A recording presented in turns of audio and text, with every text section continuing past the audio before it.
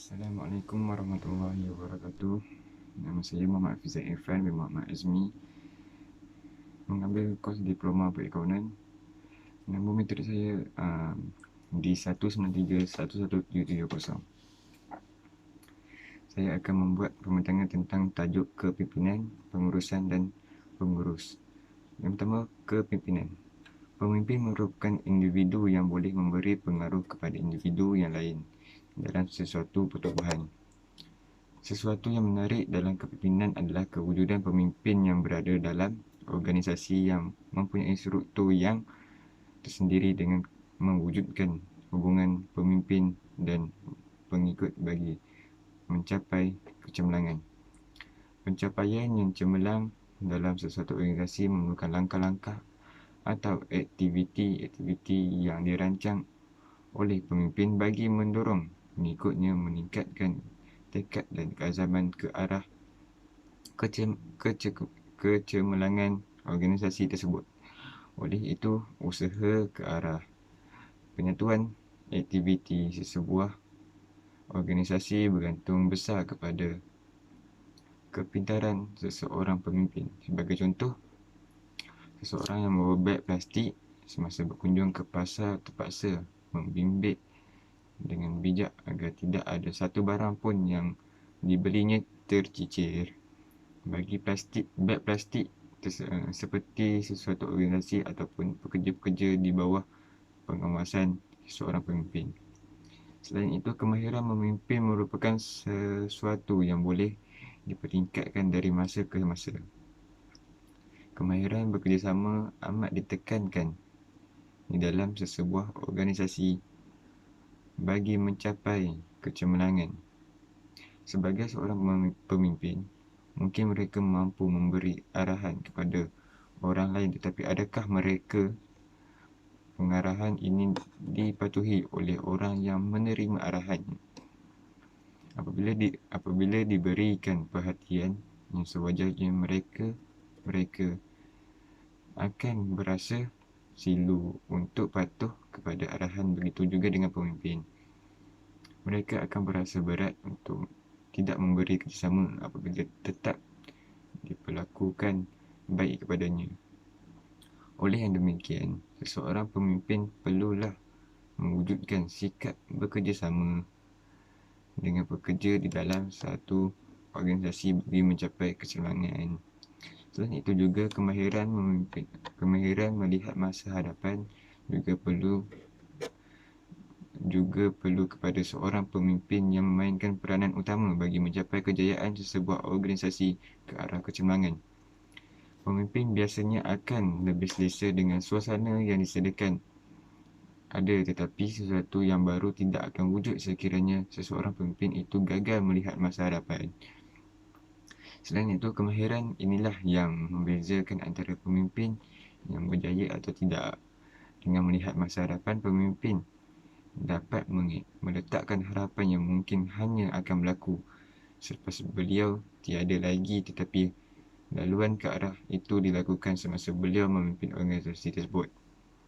Keadaan ini amat disaksikan bagaimana Allahyarham Mat Saman telah membina tali air di Kedah.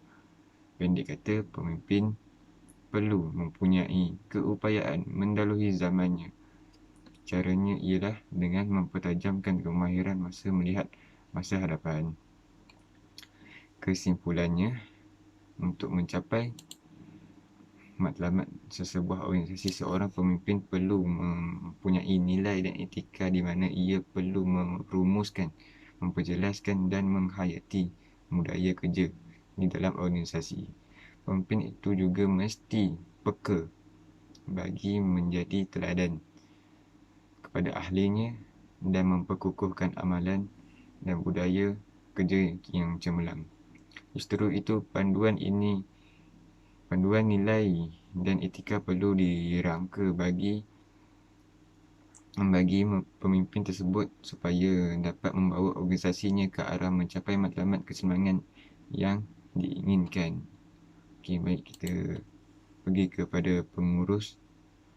Menurut Mary Parker Follett pula, pengurusan ialah seni untuk mencapai sesuatu matlamat melalui orang lain.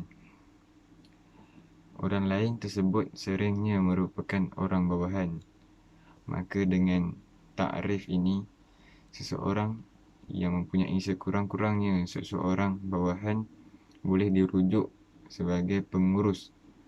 Umpamanya, para eksekutif, penyelia mandor dan sebagainya bolehlah dipanggil pengurus. Sebenarnya di Amerika Syarikat, para mandor dan penyelia dirujuk sebagai frontline manager atau pengurus baris hadapan. Bagaimana di Malaysia dan banyak negara lain, pengurus merupakan salah satu pangkat yang lebih tinggi daripada para penyelia mandor. Mahupun eksekutif,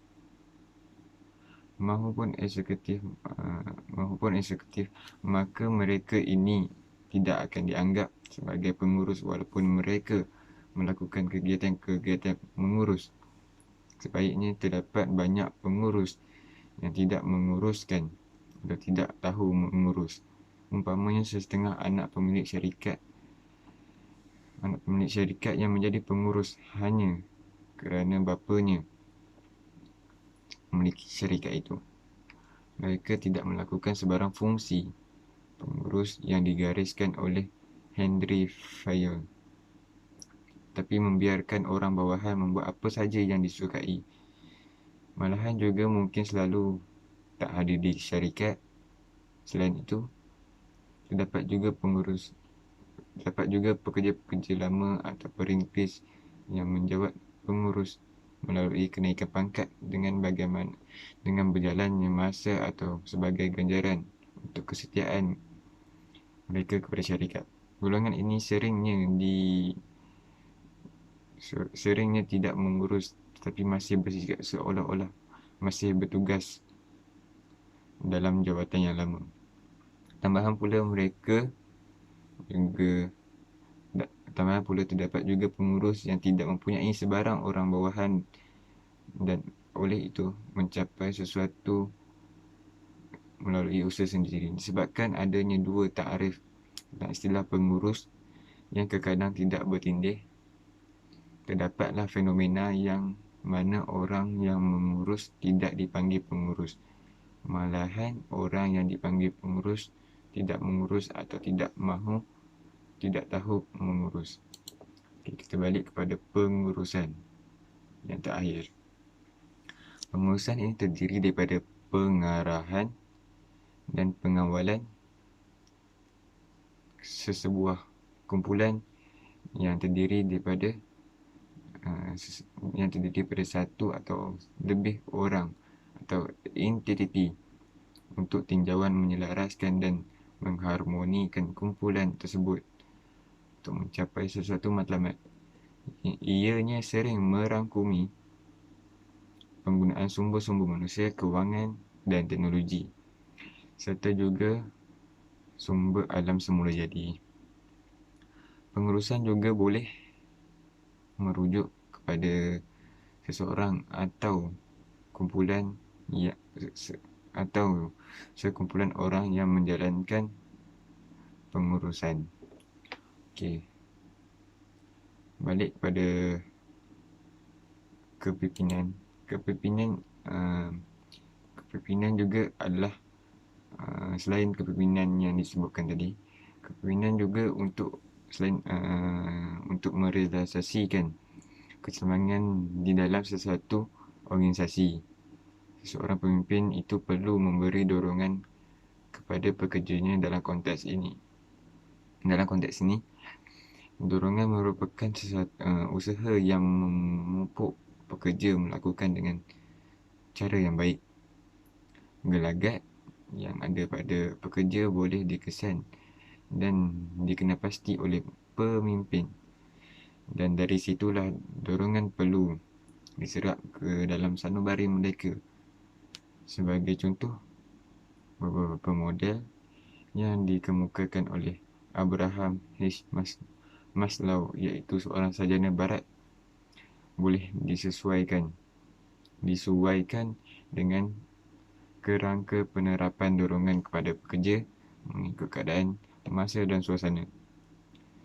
Tingkat kehendak Maslow meletakkan manusia sebagai makhluk makhluk yang mempunyai peringkat tertentu, dan ia dimulakan dari peringkat fisiologi, jaminan gangguan penghormatan, dan peringkat tertinggi adalah pencapaian hasrat daripada hati. Sekian daripada saya, Muhammad Hafizan Irfan bin Azmi,